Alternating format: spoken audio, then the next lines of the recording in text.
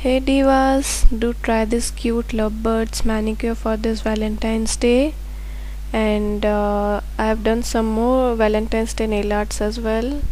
So if you want to see all of these videos, do stick till the end of the tutorial. I'll be providing links to all of this.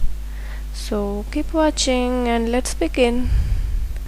So mostly I have used acrylic paint for doing all of the design, and you can do with normal polish as well.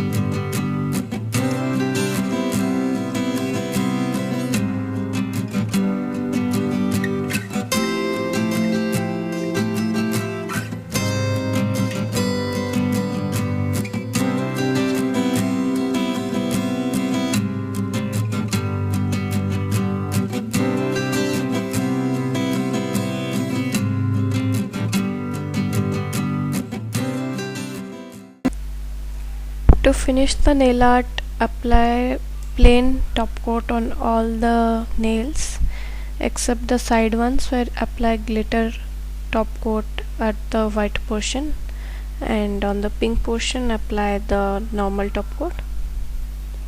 Do share your feedback recreation in my Facebook page DenDiva, and visit my blog as well. It's dendiva.com.